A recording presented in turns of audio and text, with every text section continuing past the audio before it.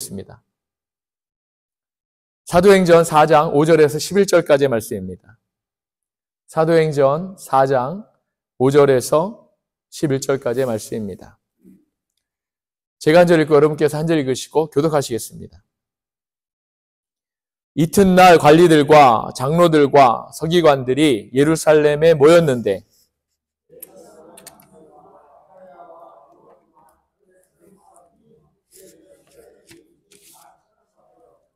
사도들을 가운데 세우고 묻되 너희가 무슨 권세와 누구의 이름으로 이 일을 행하였느냐?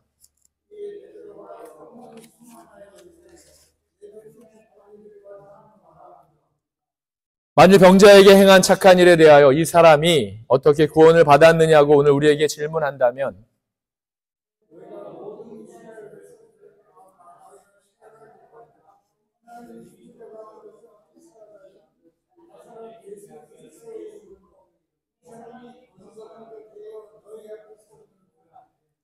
이 예수는 너희 건축자들의 버린 돌로서 집 모퉁이의 머릿돌이 되었느니라.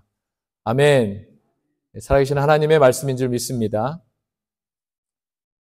2주 전에 주일의 말씀에서 우리는 그리스도의 증인이라는 그런 단어의 뜻이 순교자라는 사실을 우리가 알게 되었습니다. 그리스도의 증인된 사람들은 모두 그 믿음을 지키기 위해서 순교했기 때문이었다는 것이지요. 그만큼 그리스도의 증인이 된다는 것, 또 그 증인의 삶을 산다는 것, 결코 쉬운 일이 아닌 것입니다. 하지만 그럼에도 우리는 그리스도에 인해 그리스도의 증인으로 부름을 받은 그런 사람들입니다. 그렇기 때문에 정말 우리가 이 땅에서 순교하고 또 순교하는 그런 절실하고 간절한 마음으로 우리가 복음을 대해야 하는 것이지요. 그런데 그리스도의 증인된 삶은 날마다 복음을 선포하는 삶이기도 합니다. 여러분 모두 날마다 복음을 선포하고 계시죠? 할렐루야. 아멘. 사도행전 4장 초입부에 보면 베드로와 요한이 솔로몬 행각에서 하나님의 영광과 복음에 대해서 선포하고 있습니다. 예수가 그리스도라는 것을 선포했지요. 제자들은 이렇게 시간만 되면 또 여건만 되면 예수가 메시아다. 우리가 그동안 기다리던 그 메시아가 예수다. 그리스도이다. 라고 하는 것을 선포했지요. 그리고 이제 예수가 그리스도이고 살아계신 하나님의 말씀을 전파하니까 그것 때문에 그들에게 영광으로 임하는 것이 아니라 오히려 그들은 감옥에 갇히게 되었다고 했습니다. 그런데 성경은 오히려 그럼에도 불구하고 믿는 사람이 남자만 5,000명이나 되는 그런 이야기가 소개되고 있지요. 그 역사의 시작은 이렇습니다. 예수님께서 하늘로 승천하신 후에 사도들과 성도들의 모임으로 말미암아 최초의 교회가 생겨나게 되었습니다. 마가의 다락방에 제자들이 모였을 때 그곳에 성령의 충만함이 임했지요. 그 교회에 성령께서 강하게 임하셔서 성도들 모두가 그 자리에 있던 모두가 성령 충만함을 받게 된 것입니다. 성령의 역사를 체험한 사도들과 성도들은 그 기쁨과 그 감격과 그걸 주체하지 못함으로 날마다 그곳에 모이게 됩니다. 모이기에 힘썼습니다. 그리고 모이면 열심히 기도했습니다. 이제 교회는 성도들의 생활이 되어버렸고 성도들이 곧 교회 그 자체였다는 것입니다. 그리고 하나님께서는 이 교회를 통해 많은 표징과 기사를 이제 보이시게 됩니다.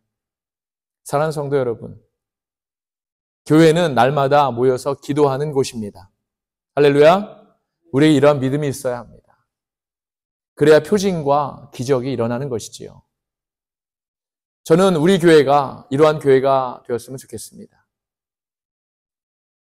그러던 어느 날 오후 시간이 되어서 베드로와 요한은 습관적으로 기도하기 위해 성전으로 향하게 됩니다. 그런데 성전의 아름다운 문, 즉 미문이라는 곳을 지날 때에 그곳을 통해서 이제 성전으로 들어가려고 했던 것이지요. 40년이 넘게 걷지 못하고 앉은뱅이로 살았던 사람이 그들에게 다가옵니다. 성전의 미문이라고 불리는 이 문은 그 말대로 아름다운 문입니다.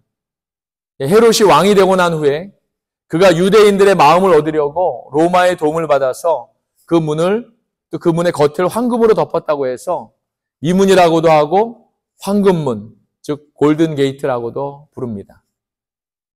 하지만 이 화려한 골든 게이트도 안진뱅이로 살았던 그 사람에게는 아무 도움이 되지 못했던 것입니다. 세상은 그에게 아무것도 해줄 수 없어서 길바닥에 방치해 두었고, 그는 날마다 지나가는 사람들을 향해서 미문 앞에 앉아서 동전을 요구할 수 있을 뿐이었다는 겁니다. 사랑하는 여러분, 그런데 그때 무언가 일이 벌어집니다. 사도행전 3장 4절에서 5절의 말씀을 봅니다. 베드로가 요한과 더불어 주목하여 이르되 우리를 보라 하니 그가 그들에게서 무엇을 얻을까 하여 바라보거늘. 아멘. 그 앞에서 베드로는 그 안진뱅이인 사람에게 우리 모두가 영원히 기억에 남을 담대한 선포로 이렇게 이어집니다. 베드로가 이르되 은과 금은 내게 없거니와 내게 있는 이것을 내게 주노니 나사렛 예수 그리스도의 이름으로 일어나 걸으라. 할렐루야. 그리고 나서 베드로가 안진뱅이의 손을 잡아 일으키니 그가 즉시, 바로 그 즉시 다리와 발목에 힘을 얻었다라고 이렇게 성경은 말씀하고 있습니다. 제가 너무나도 좋아하는 찬송입니다. 지금 많이 부르진 않는데 한번 불러보겠습니다. 그는 걸었네, 뛰었네, 찬양했네. 그는 걸었네, 뛰었네, 찬양했네. 곧 나사렛 예수 이름으로 일어나 걸으라. 아멘. 할렐루야. 적어도 우리 사모님은 저 따라서 부를 줄 알았는데 전혀 안 따라 부르고 계십니다. 어렸을 때 너무나 많이 불렀던 찬양이지요. 우리가 유치부 유년부 때. 이 시간 기적을 행하시는 하나님께 우리가 영광의 박수 한번 크게 다시 한번 올리면 좋겠습니다. 할렐루야. 이러한 예수 이름의 기적이 바로 우리 교회에 날마다 일어나야 합니다, 여러분. 날마다 일어나야 합니다. 우리 가정에 일어나야 합니다. 우리 일터에 일어나야 하지요.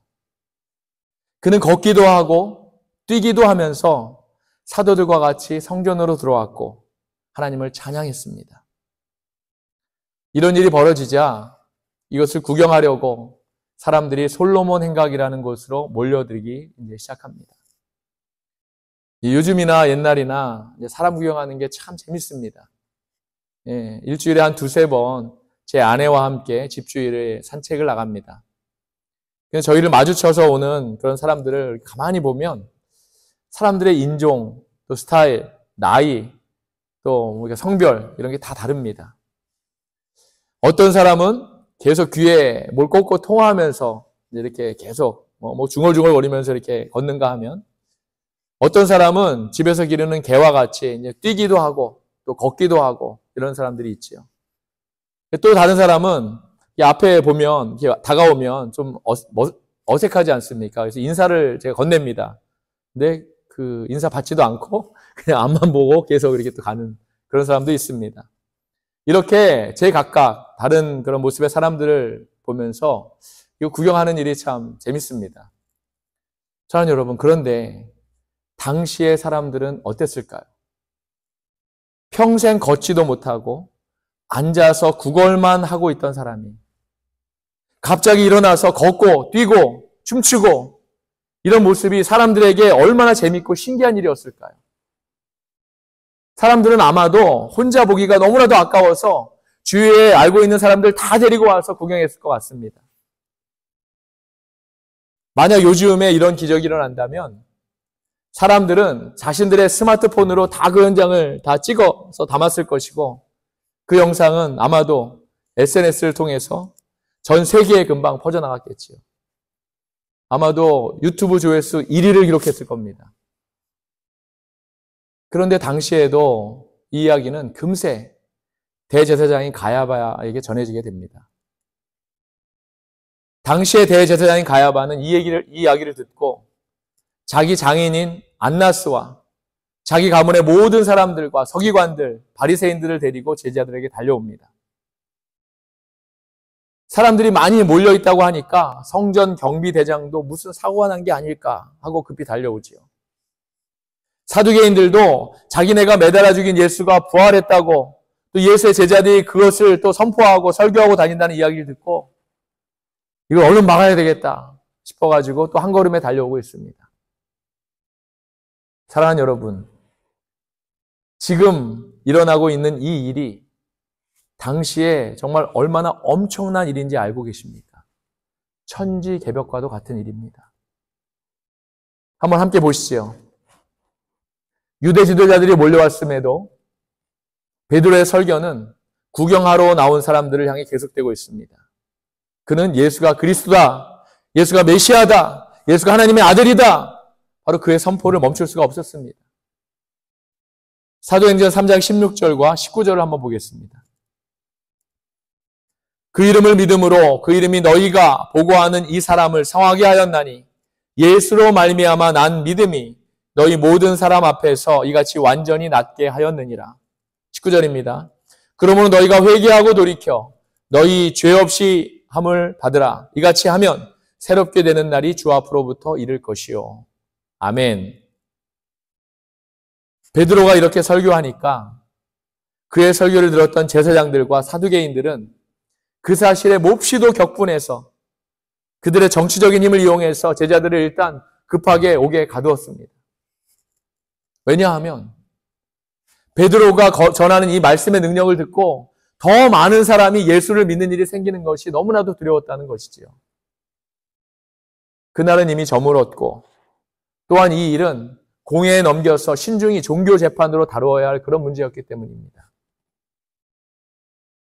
그런데 이러한 그들의 행동에도 위대한 하나님의 선포의 말씀을 듣고 예수를 주로 믿게 된 사람들이 남자의 수만 약 5천 명이 되었다고 성경은 전하고 있습니다.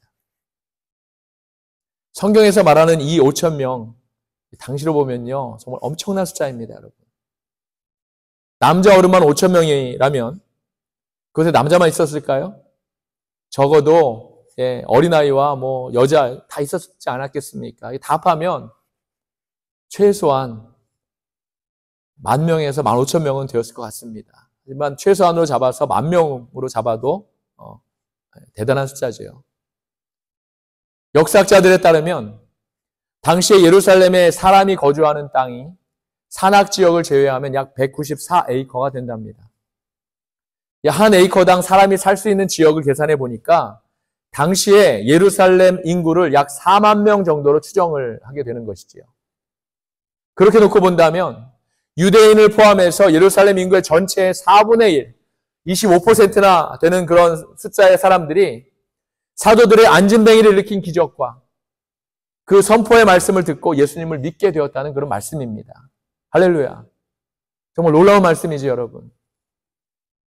물론 이 사건 하나만으로 된 것은 아니라고 믿습니다. 오순절 성령 강림 이후에 계속해서 늘어난 믿음의 인구가 이렇게까지 되었다는 그런 말씀이겠지요. 이제 유대 지도자들이 볼 때 이 일이 정말 얼마나 심각하고 큰 일이었는지 짐작하시겠습니까, 여러분?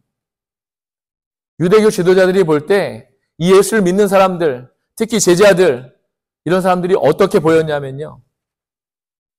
바로 전염병 같은 사람들로 보였다는 겁니다. 저 사람들은 상종도 하지 말아야 할 전염병 같은 사람들이라고 보았다는 거죠. 우리가 지난 2019년부터 3년 동안 겪었던 코로나19 얼마나 무섭습니까? 코로나19이 다른 전염병보다 더 무서운 이유가 바로 놀랍게 빠르게 전염되는 그런 전염성 때문이 아니겠습니까? 또 그 전염성 때문에 많은 사람들이 죽지도 않았습니까? 당시에 크리스천들을 이렇게 코로나19과 같은 무서운 전염병과 같은 사람들로 여겼다는 거죠. 사도행전 24장에 보면 사도 바울이 로마로 호송되어서 벨리스 총독 앞에 서게 됩니다. 그때 그 당시에 대제사장 아나니아가 변호인 더들로라는 사람을 데리고 와서 총독 앞에서 사도 바울에 대해서 고소하는 내용이 소개되고 있습니다. 사도행전 24장 5절의 말씀인데 한번 보죠. 우리가 보니 이 사람은 전염병 같은 자라 천하에 흩어진 유대인을 다 소유하게 하는 자요. 나사렛 이단의 우두머리라. 아멘. NIV 영어 성경에 보니까 더둘러가 바울을 표현할 때 트러블 메이커라고 이렇게 되어 있습니다만 이것은 의역입니다. 요즘의 뜻에 맞게 의역한 것이지요. 그리고 이 뜻은 원래의 뜻보다 좀 약한 표현입니다. 원래의 뜻에 맞게 기록된 NASB 영어 성경을 보면 pestilent fellow라고 이렇게 표현되어져 있습니다. 그가 보기에 사도 바울이 절대로 고칠 수 없는 전염병 같은 존재였다는 겁니다. 개역개정 성경에 이게 아주 잘 번역해 놓았죠. 한마디로 가까이에서는 안 되는 사람들이라는 겁니다. 멀리 해야 된다는 거죠. 가까이 하면 죽을 수도 있는 겁니다. 개역개정 성경이 정말 잘 번역된 것 같습니다. 지금 이 시대에는 그래도 코로나19이 터지기 전까지는 약이 좋아서 전염병 같은 거 웬만하면 이제 다 고칠 수 있고 또 미리 백신도 이렇게 맞지 않습니까? 그런데 당시에는 그렇지 못했습니다. 당시에 전염병에 걸리면 곧 죽는다는 것을 의미했습니다. 유대인들은 크리스천들을 이러한 금방 죽게 될 그런 전염병 같은 그런 사람들로 보았다는 것이지요. 사랑하는 여러분, 그런데 아이러니하게도 사실은 우리 크리스천들은 세상이 볼 때 이 전염병 같은 사람이어야 된다는 겁니다. 우리는 세상 사람들에게 소란을 일으키는 사람이 되어야 한다는 겁니다. 그냥 조용히 우리끼리만 모여서 하나님을 예배하고 우리만 좋은 것이 아니라 우리에게 맡겨진 복음을 가지고 세상을 소란하게 만드는 그런 전염병 같은 사람들이 되어야 한다는 것이지요. 요즘 말로 트러블 메이커, 이것도 좋습니다. 자꾸 문제를 일으키는 사람이 되는 겁니다. 어떻게 해요? 예수 이름으로 하는 겁니다. 서로 좋은 관계를 유지하기 위해서 믿지 않는 남편이나 믿지 않는 자녀들이나 믿지 않는 친척이나 형제들에게 복음을 전하지 못하는 것은요, 트러블 메이커로서 역할을 못하는 겁니다. 지금 세상은 사탄 마귀의 질서 속에 움직이고 있습니다.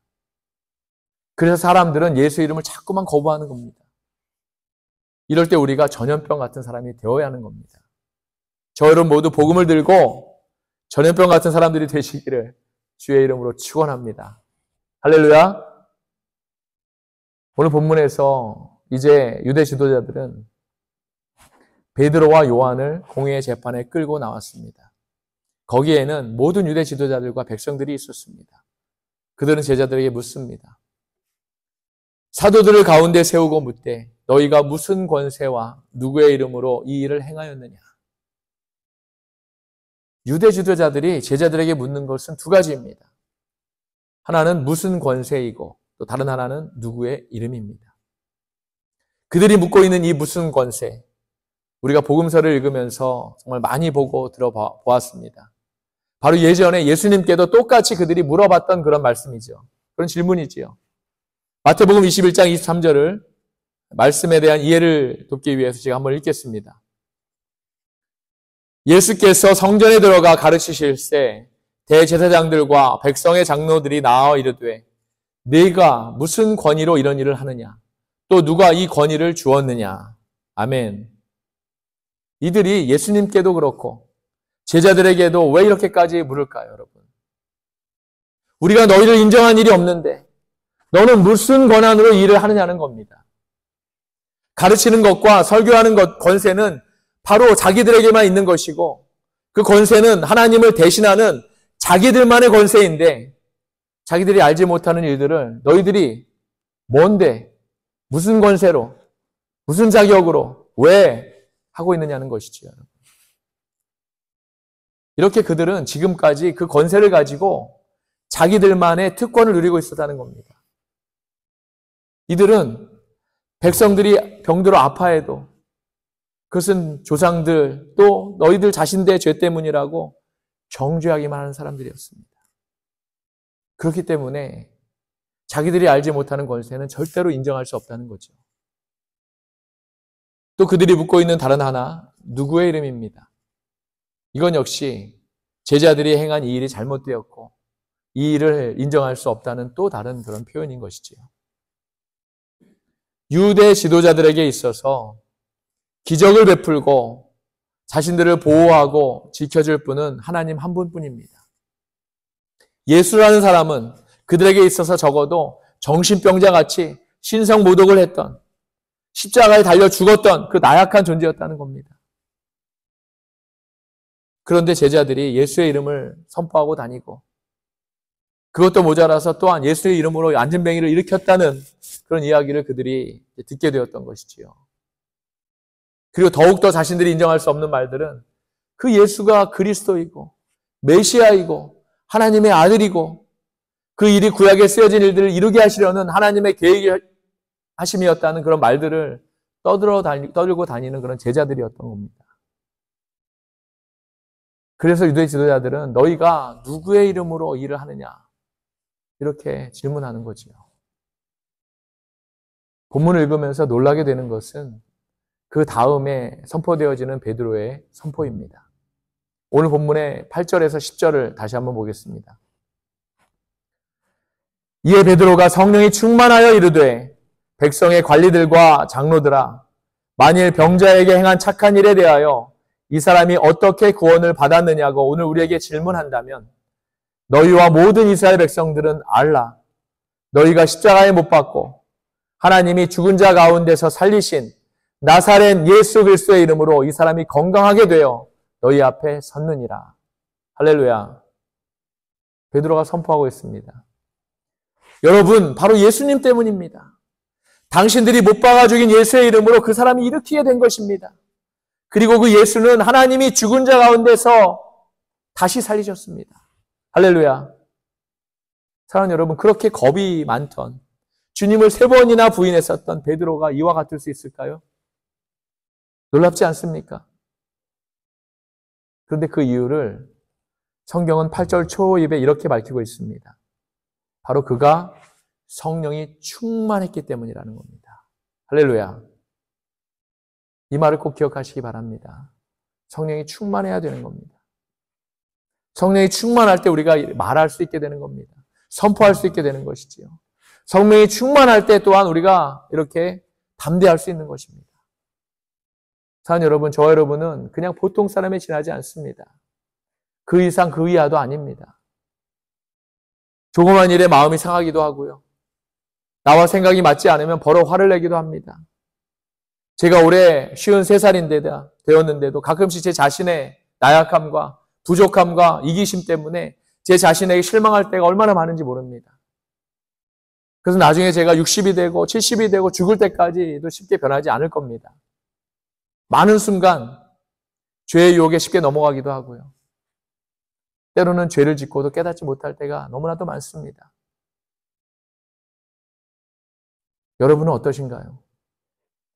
사람마다 개인차는 조금 있겠지만 근본적으로 제가 가지고 있는 문제들 여러분 모두 가지고 계실 줄 압니다. 그래서 우리에게 사랑하는 여러분, 그래서 저와 여러분 우리 모두에게 예수의 능력이 필요한 것이고 할렐루야, 성령의 충만함이 필요한 것입니다. 베드로에게 임했던 그 성령의 능력과 충만함을 이 시간 모두 받으시는 저와 여러분 다 되시기를 주님의 이름으로 축원합니다. 베드로는 지금 유대 지도자를 향해 설교하고 있습니다. 그의 설교는 선포입니다. 설교가 선포되어질 때 그 설교는 능력이 됩니다. 흔히들 지금을 말씀의 홍수의 시대라고 말합니다.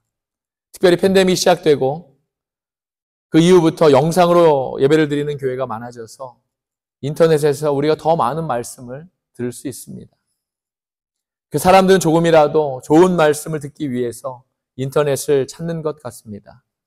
그럼에도 불구하고 오늘날 많은 크리스천들이 말씀은 많이 듣는데 말씀대로 살아가지 못하고 있는 것이 또한 현실입니다.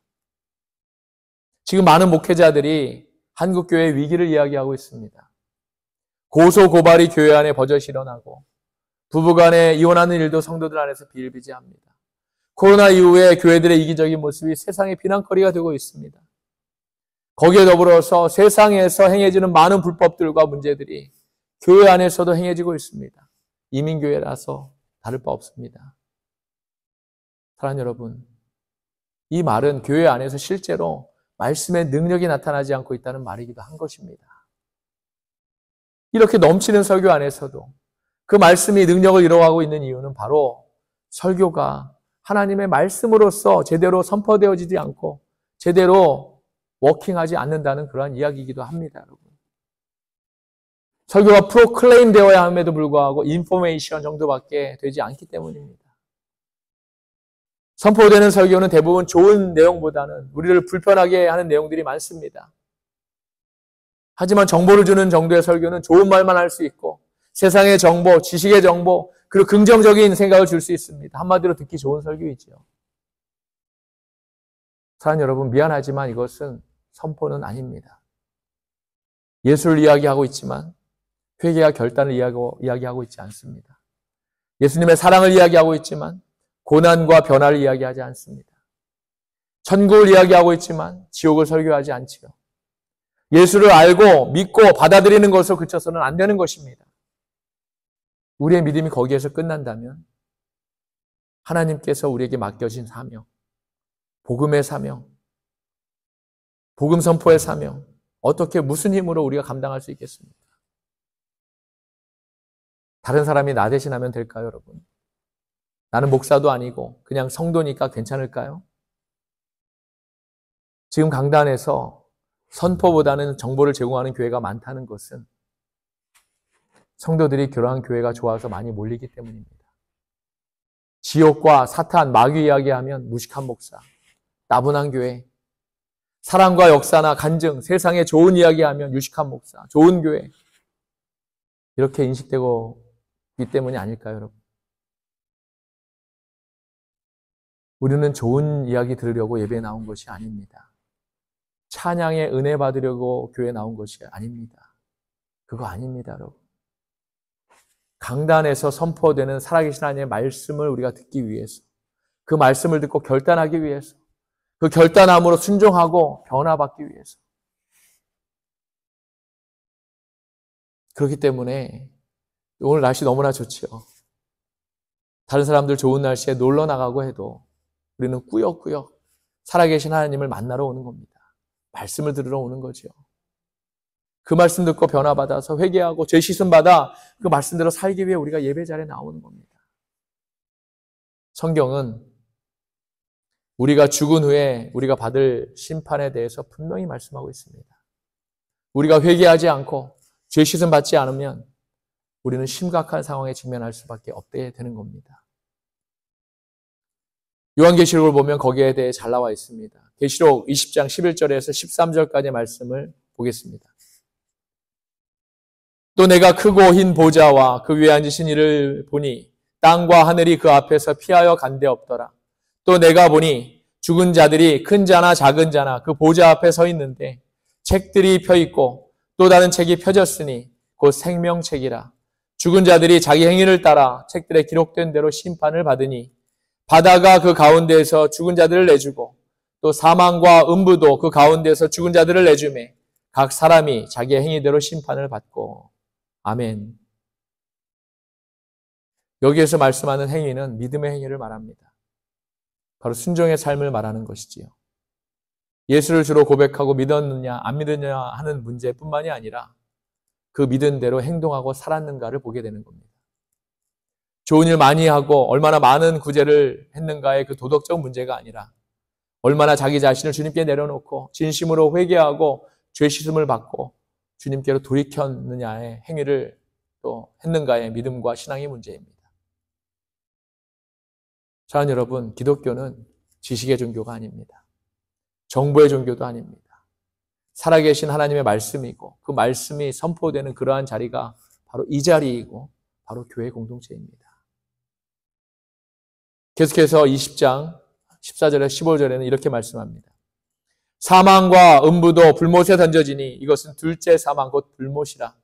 누구든지 생명책에 기록되지 못한 자는 불못에 던져지더라. 아멘. 얼마나 두렵고 떨리는 말씀인지 모릅니다. 사랑하는 여러분, 우리 전도해야 되겠지요. 선포해야 되겠지요. 이러한 말씀을 접하면서 우리가 어떻게 가만히 있을 수 있겠습니까? 오늘 본문의 베드로와 요한은 이 사실을 잘 알고 있었습니다. 저는 감히 단언합니다. 그래서 성령님께서 베드로와 요한을 통해서 말씀을 선포하게 하시는 겁니다. 그렇기 때문에 유대 지도자들 향한 그들의 선포가 더욱 담대해질 수 있는 것이지요. 그들은 유대 지도자들, 즉 선생들을 상대로 시편 118편 22절의 말씀을 가지고 그들을 가르치고 있습니다. 이 예수는 너희 건축자들의 버린 돌로서 집 모퉁이의 머릿돌이 되었느니라. 바로 그 머릿돌이 예수 그리스도라는 겁니다.